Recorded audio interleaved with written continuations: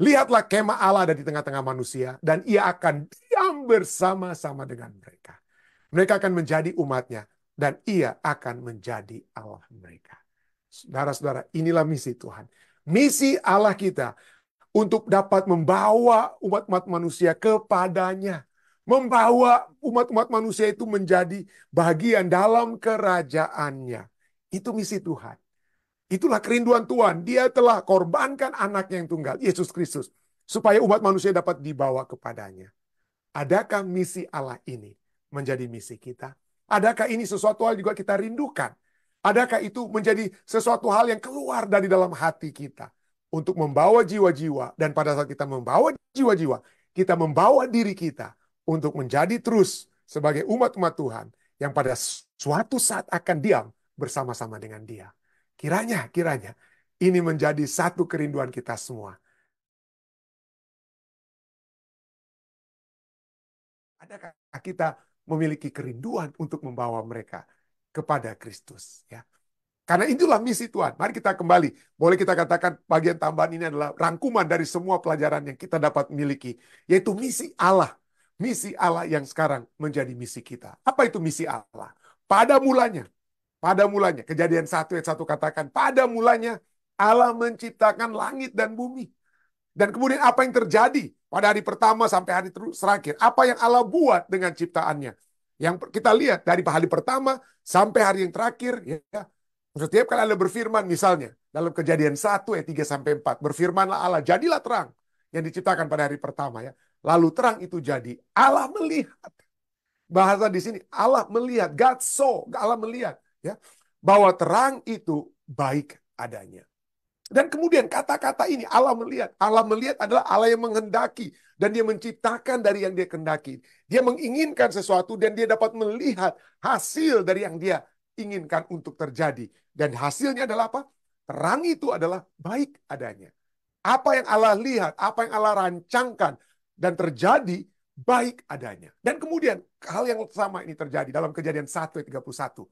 Maka Allah melihat pada mulanya segala sesuatu yang dijadikannya itu sungguh, dikatakan sungguh Allah amat baik. Apa yang Allah rancangkan dan kemudian jadikan, yang dia telah lihat, segala sesuatu itu amat baik adanya. Jadi Allah yang melihat adalah visi atau misi yang sejak semula dia sudah buat. Apa itu? Bahwa segala sesuatunya hanya untuk kebaikan. Segala sesuatunya amat baik. Ya, sesuatu contohnya amat baik. Tapi kita tahu kejadian, kalau saja kejadian itu diakhiri dengan kejadian pasal 1 dan kejadian pasal 2, waduh aman kehidupan umat manusia, ya. Tapi sayang sekali, pada saat kita membaca kejadian pasal yang ketiga, kita melihat penglihatan yang lain. Bukan lagi penglihatan dari sisi Allah, tapi sekarang penglihatan dari sisi manusia. Ya. Dan pada saat manusia yang melihat, kita lihat tidak baik adanya, ya. Tidak baik adanya. Kita tahu kisahnya. Kita sudah sering pelajari ini. Tapi mari kita kembali rangkumkan, ya. Kita lihat kembali. Kejadian 3 ayat 6 sampai 7. Perempuan itu melihat. Tadinya yang baik itu adalah pada saat Allah melihat. Tapi bagaimana apa yang terjadi pada saat manusia? Pada saat kita melihat, ya, pada saat kita melihat keinginan kita, ya, hati kita itu adalah pabrik berhala katanya John Calvin, ya. Pada saat kita melihat, pada saat kita mengingini, menghendaki, merancangkan, apa yang terjadi? Perempuan itu melihat, Kejadian 3, 6 dan 7. Perempuan itu melihat bahwa buah pohon itu, buah yang ditawarkan oleh ular yang digunakan iblis itu, ya, baik untuk dimakan, sedap kelihatannya. Apa yang terjadi kemudian? Lalu ia mengambil dari buahnya dan dimakannya, dan suaminya pun memakannya. Maka terbukalah mata mereka berdua. Lalu mereka tahu bahwa segala sesuatunya amat baik. Tidak. Mereka tahu bahwa mereka telanjang. Mereka telanjang. Ya. Jadi pada saat manusia melihat Kejadian pasal 2, manusia juga dalam keadaan telanjang. Ya. Tapi yang melihat mereka telanjang itu adalah Allah. Allah melihat mereka telanjang, apa yang Allah lihat itu adalah yang baik. Tapi pada saat manusia melihat ketelanjangan mereka sendiri, itu menjadi tidak baik, saudara, ya. Pada saat manusia melihat visi dan misi yang berlawanan dengan kehendak Allah, hal yang mereka lihat adalah tidak baik. Mereka melihat ketelanjangan. Sebelumnya, pada saat mereka telanjang, dengan dalam Kejadian 2:25 itu, sebelum mereka jatuh dalam dosa, Sebelum mereka jatuh dalam dosa, mereka telanjang. Tapi mereka tidak melihat ketelanjangan. Karena mereka memiliki mata yang innocent, mata yang tidak bersalah, mata yang polos, mata yang tulus. Ya, bukan mata yang pada saat ini, kalau kita melihat ketelanjangan, seringkali dari mata turun ke hati yang ingin mengingini. Seperti Raja Daud melihat wanita mandi telanjang, hatinya ingin mengingini. Hatinya langsung apa? Menjadikan ada berhala untuk mendapatkan wanita yang sedang telanjang, yang sedang dilihat. Itulah manusia yang berdosa. Pada saat kita melihat ketelanjangan, ada keinginan. Keinginan itu bukan untuk yang baik, tapi keinginan untuk berdosa. Ya, keinginan untuk berdosa. Itulah sebabnya Kejadian 2:25 katakan apa? Mereka itu keduanya telanjang, manusia dan istrinya, tetapi mereka tidak merasa malu. Ya. Mereka tidak merasa malu.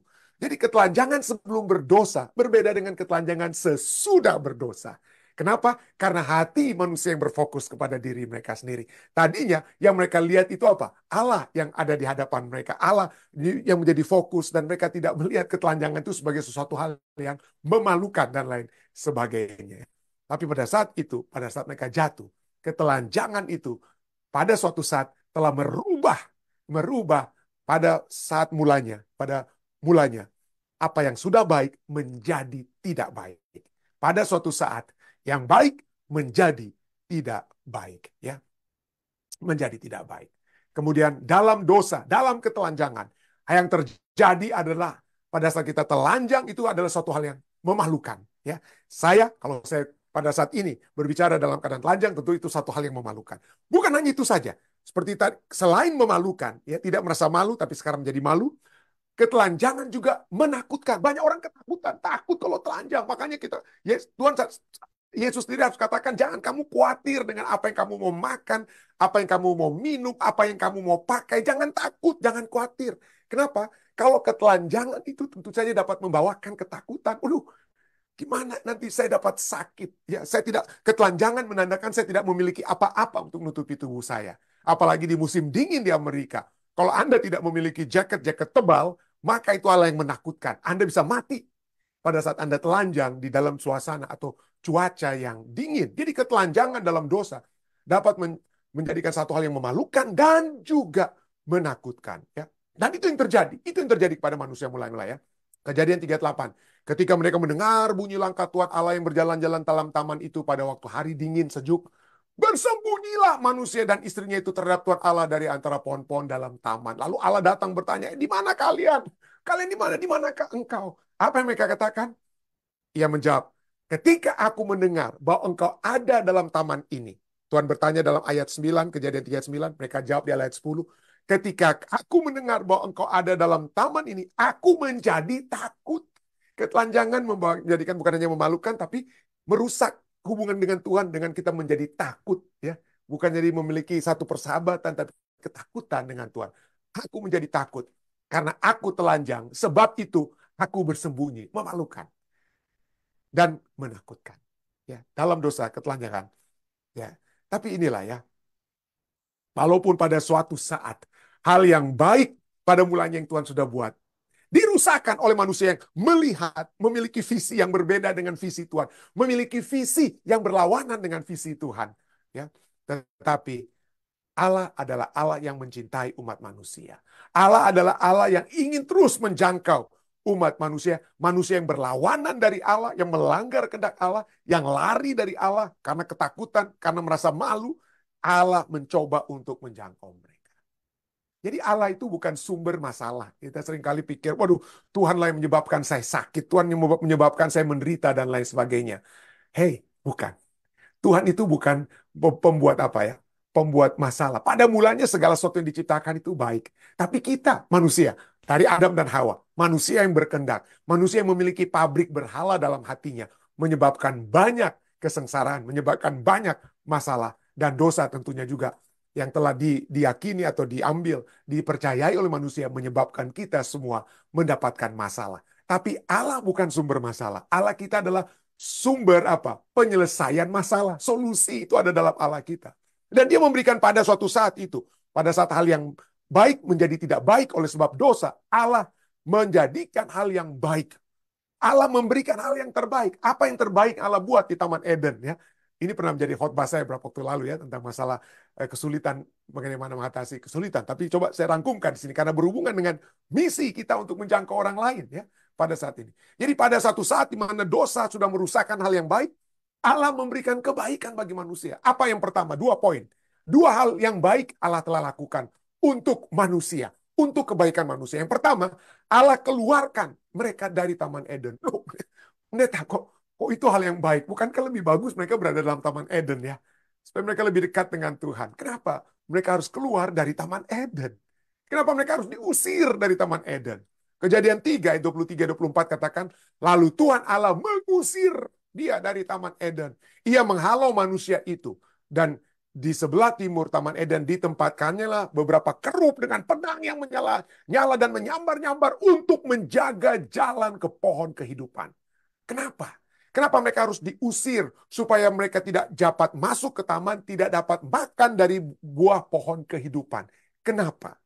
Ya, kenapa? Kenapa ini menjadi satu hal yang baik bagi manusia? Bukankah saya suka sekali kalau saya dapat makan itu buah pohon kehidupan? Ya, itu pemikiran kita saat ini ya. Tapi coba kita lihat apa pemikiran Allah. Kenapa mereka dilarang untuk makan buah pohon kehidupan? Kejadian 3 ayat 22. Satu ayat sebelumnya katakan apa?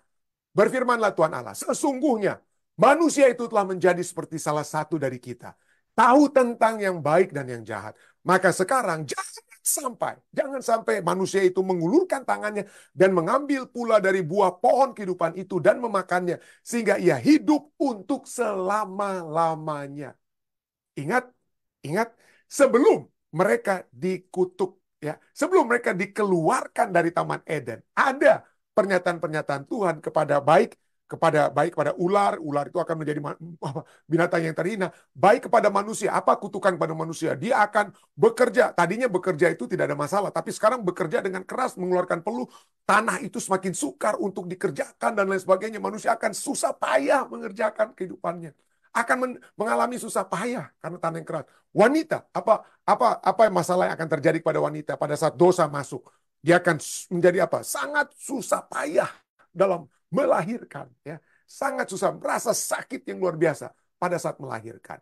Jadi bayangkan, manusia sudah mendapatkan apa? Akibat daripada dosa, yaitu mereka akan menderita, mereka akan susah payah dalam bekerja, mereka akan susah payah pada saat melahirkan. Dan kalau mereka terus-menerus hidup dalam kesusahpayahan, hidup terus-menerus dalam penderitaan, waduh, itu seperti apa ya? Seperti gambaran orang-orang yang bukan kita berdasarkan ajaran Alkitab ya, yang katakan di dalam neraka kita itu akan disiksa selama-lamanya, disiksa selama-lamanya. Ya, kita akan menderita untuk selama-lamanya. Allah tidak mau kita menderita selama-lamanya. Kalau kita hidup selama-lamanya, melahirkan setiap tahun, selama-lamanya wanita setiap tahun menderita, manusia kita menderita dengan apa? Bekerja kita dengan penyakit-penyakit karena dosa dan lain sebagainya. Menderita kanker untuk selama-lamanya, siapa yang mau menderita kanker untuk selama-lamanya dengan kata lain ya. Jadi harus apa?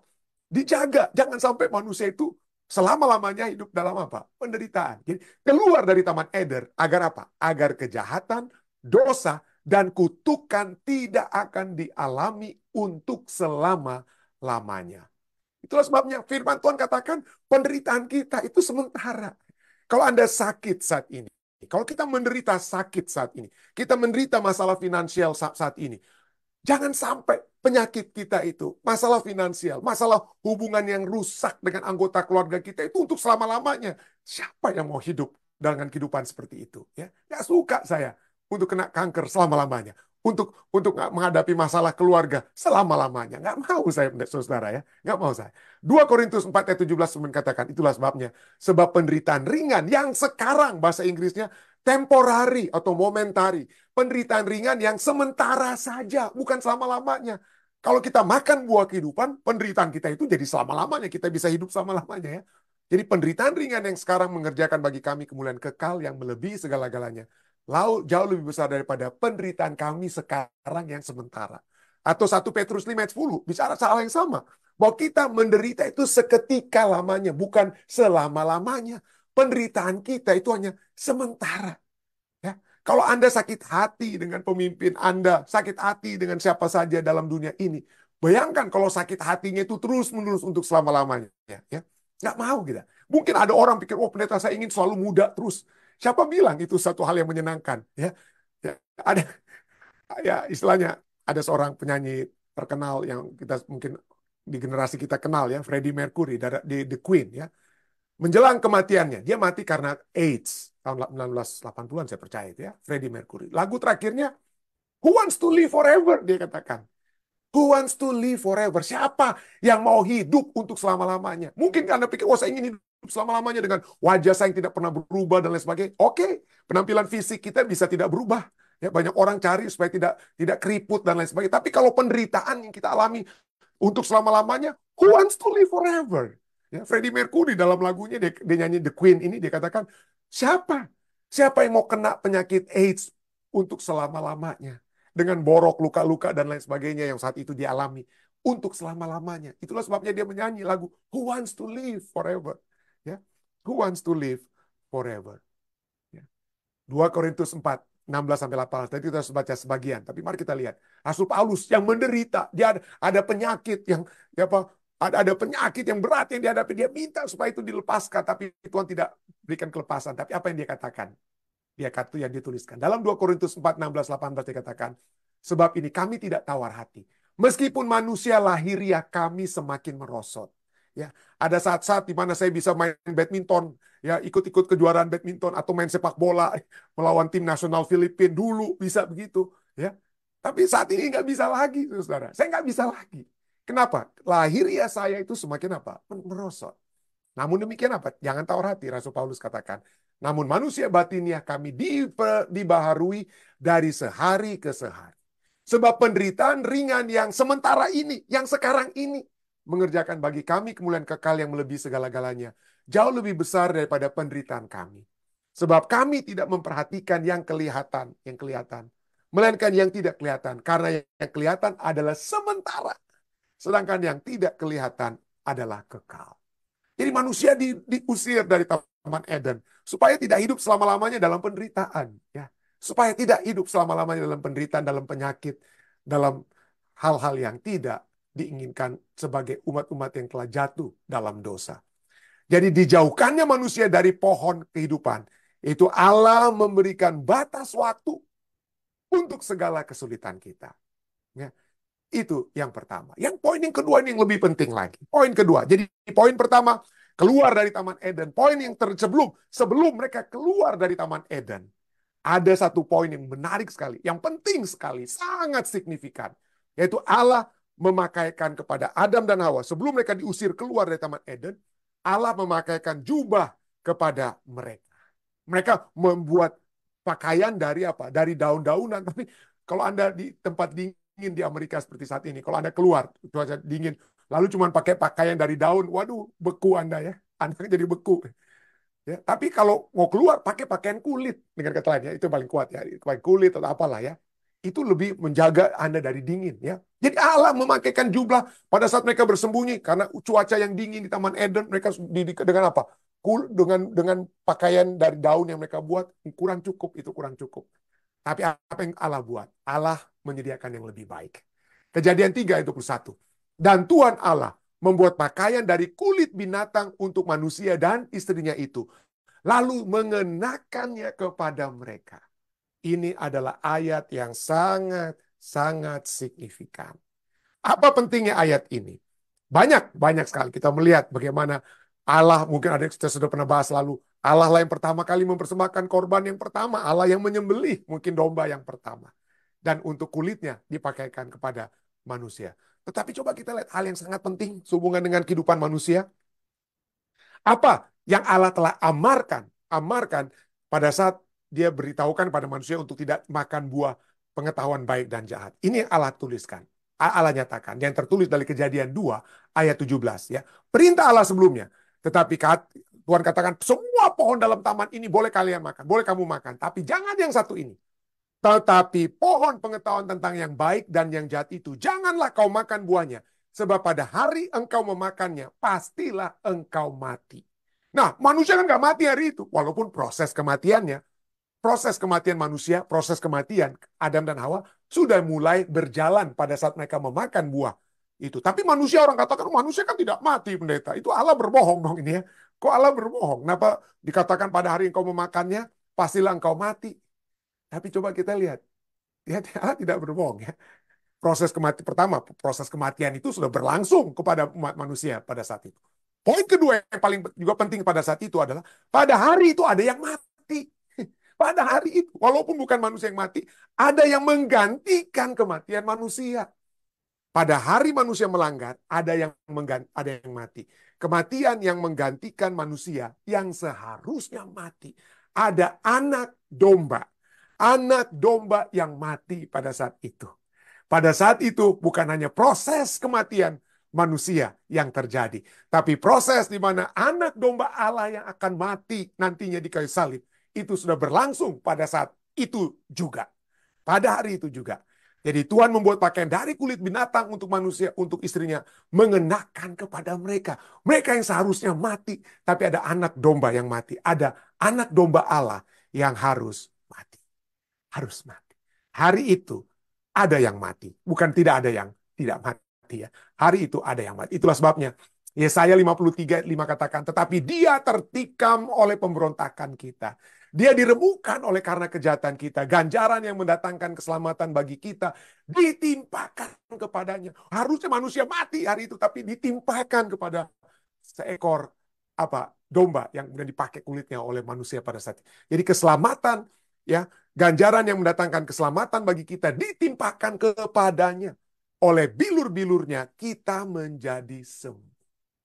Ya, pada hari itu ada yang mati. Chris Blake dalam bukunya Searching for a God to Love, bagus sekali dia tuliskan. Dia searching for a God to love. Whenever I am tempted to complain on injustice. Setiap kali saya tergoda untuk mengeluh tentang ketidakadilan. Tuhan, kenapa saya menderita? Kenapa saya sudah datang kepadamu? Saya sudah menjadi percaya. Saya sudah dengar firman-Mu. Kok susah aja terus hidup saya, Tuhan.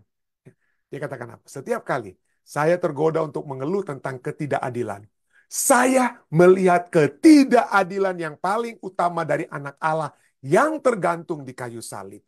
Di kaki salib, tempat hampir semua pertanyaan saya tentang Tuhan terjawab. Tuhan, kenapa ini ada yang menderita? Kenapa anak yang tidak bersalah meninggal? Allah tidak menciptakan masalah. Dia menciptakan solusi dari masalah melalui anaknya. Di kaki salib, tempat hampir semua pertanyaan saya tentang Tuhan, tentang kebaikan Tuhan, kasih Tuhan, terjawab. Lihatlah Yesus di Kalvari. Dan Anda tahu bahwa Allah peduli.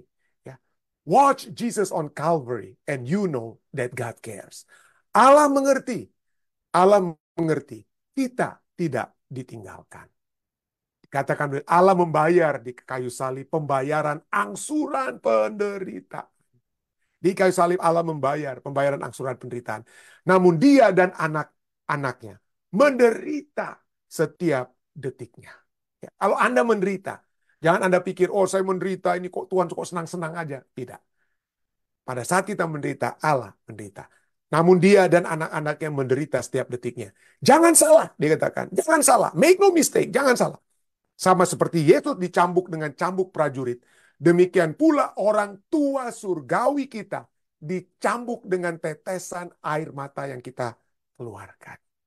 Yesaya menyatakan, kita dikutip tadi dari Yesaya 53 ya.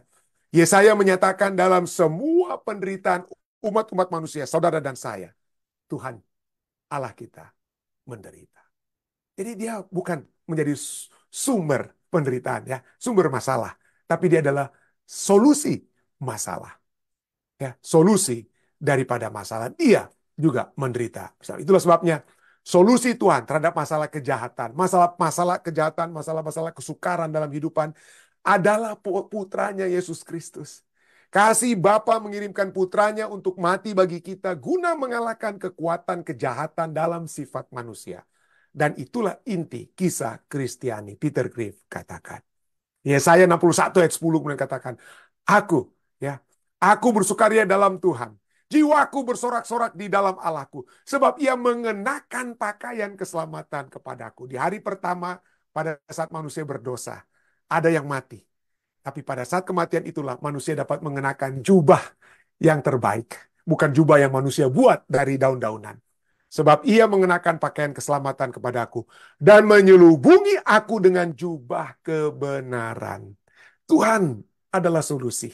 Pada saat manusia jatuh dalam dosa, bukan hanya dia mencari manusia, dia melihat kebutuhan manusia. Manusia tidak akan bisa hidup dengan pakaian daun-daunannya, tapi dia memberikan apa? Jubah kulit.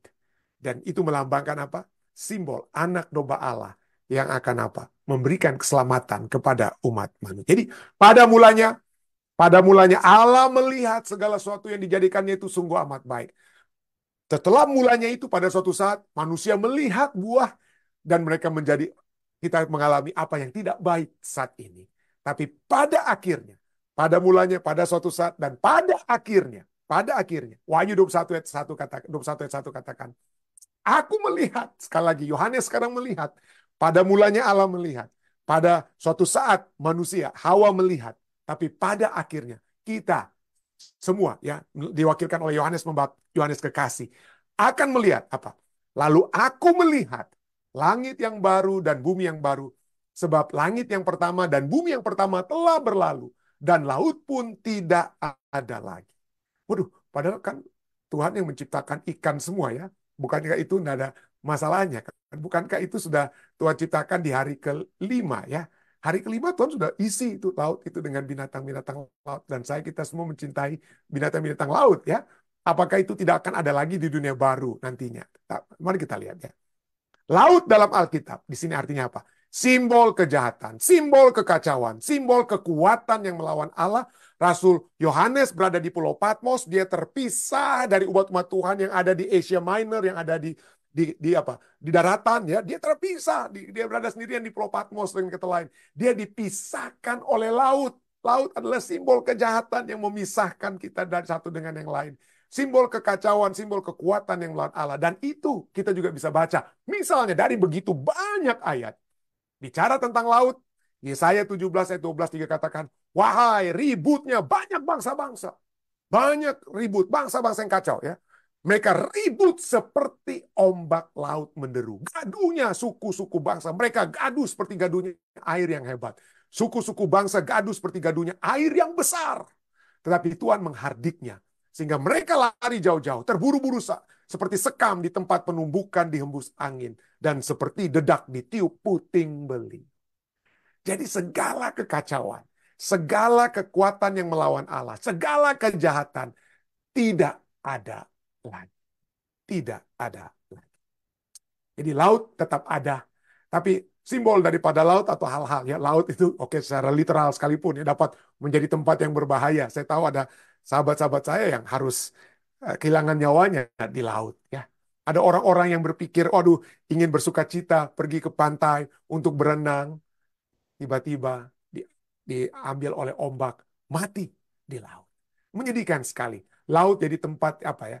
Dapat menjadi tempat kuburan. Tapi suatu saat kita akan berada di tepi laut atau main-main di laut, tidak akan mati. Tidak akan ada yang akan diambil arus dan kemudian mati di dalam dunia baru nantinya. Kita tetap bisa ya masuk ke dalam laut, tidak akan merasa takut melihat ikan hiu yang datang. Kita bisa dapat apa? Bersuka cita di dalam laut sekalipun pada suatu saat. Itulah sebabnya, seperti saya sudah pernah bahas waktu lalu ya. Saya pernah singgung ini dia, kita singgung lagi.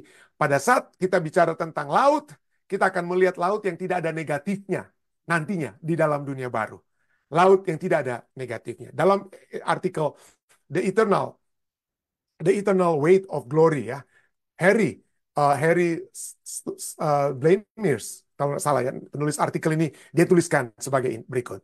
Seandainya saja kita bisa mendapatkan hal-hal positif dari kehidupan duniawi di dalam dunia ini tanpa hal-hal negatif.